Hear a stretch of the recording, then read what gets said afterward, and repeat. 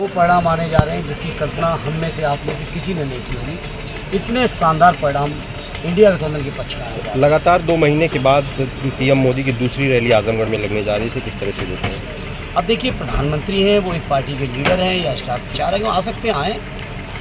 हालांकि उनके आने से कोई बड़ा असर नहीं पड़ने जा रहा, क्योंकि आजमगढ़ के लोगों को पता है उन्होंने कुछ नहीं किया। हालांकि प्रधानमंत्री जी आएंगे तो शायद शर्मिंदा होंगे, जिस चीज़ का उनसे झूठ बोल के शायद उद्घाटन कराया गया।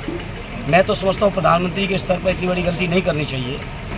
कहीं ना कहीं झूठ जरूर बोला होगा उनके नीचे के अधिकारियों ने या नेताओं ने। एक कमरे का उद्घाटन उनसे कराया था आज से 1.5-2 महीने पहले, और 33 दिन के अंदर वो कमरे में भी आग लग गई। अभी वो कमरा नहीं चल रहा है। सोचो प्रधानमंत्री जी की क्या साख बची है आजमगढ़ के अंदर। इसे आना चाहते हैं वो अपनी पार्टी के प्रचार में आएँ, लेकिन आजमगढ़ को दिया क्या, ये सवाल आजमगढ़ के लोगों दिलों में है।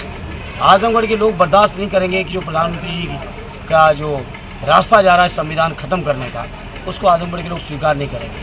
आजमगढ़ के लोग लोकतंत्र खत्म करने का जो रास्ता है प्रधानमंत्री जी का, उसको कभी स्वीकार नहीं करेंगे। आजमगढ़ के लोग आरक्षण जो खत्म हो रहा है उसको स्वीकार नहीं करेंगे। जाति जनगणना पर जो प्रधानमंत्री जी का स्टैंड है उसको कभी आजमगढ़ के लोग स्वीकार नहीं करेंगे। जो अग्निवीर की स्कीम पर स्टैंड है कभी स्वीकार नहीं करेंगे। जो रोजगार के मामले पर, महंगाई के मामले पर, सरकारी कर्मचारियों की पुरानी पेंशन के मामले पर जो भारतीय जनता पार्टी और प्रधानमंत्री जी का जो स्टैंड है, आजमगढ़ के लोग नकार चुके हैं।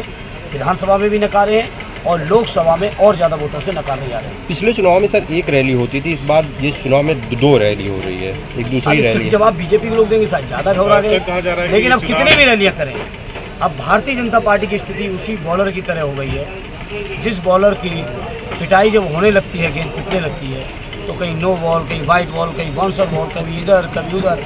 अब बीजेपी के लोग कुछ भी करें, अब जनता को यकीन बीजेपी पे नहीं रहा। जनता ने बीजेपी पे बहुत भरोसा किया। प्रधानमंत्री जी की बात को लोगों ने ये मान लिया था कि शायद ये कह रहे हैं तो जरूर पूरा करेंगे। चाहे भ्रष्टाचार का सवाल हो, चाहे महंगाई का सवाल हो, रोजगार का सवाल हो, किसानों का सवाल हो, अर्थव्यवस्था का सवाल हो, हर मुद्दे पर बीजेपी ने फेल किया। जो लोग डंका बजा रहे थे भ्रष्टाचार के खिलाफ लड़ाई लड़ने के लिए, जो कह रहे थे कि खाऊंगा ना खाने दूंगा, अरे आपने तो लोगों की जान लेके खा लिया।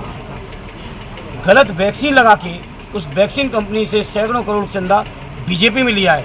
ईडी, सीबीआई और भाजपा के और सरकार में बैठे लोग मनी ट्रेल की बात बहुत करते थे।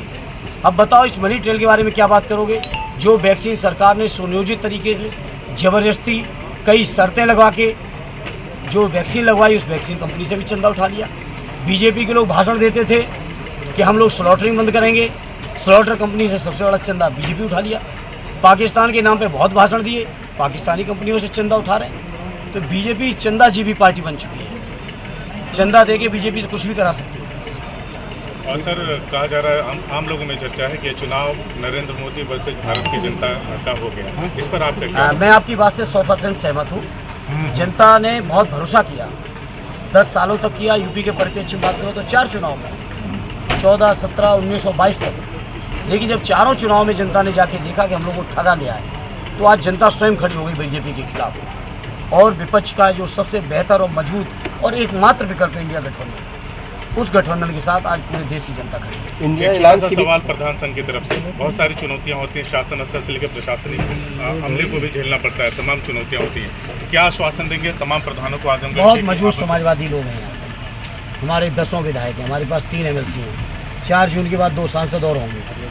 ये सब मिलके अपने न केवल प्रधान बंधुओं के बल्कि आजमगढ़ के किसी भी व्यक्ति के साथ अन्याय, अत्याचार, शोषण हम लोग बर्दाश्त नहीं करेंगे। सर इंडिया अलायंस की भी कोई रैली होनी है, जैसा कि राहुल जी और अखिलेश जी लगातार देखने अभी हमारे सारे लीडरान 4th फेज में बिजी हैं और कैंपेन शुरू हो चुका है 5th फेज का।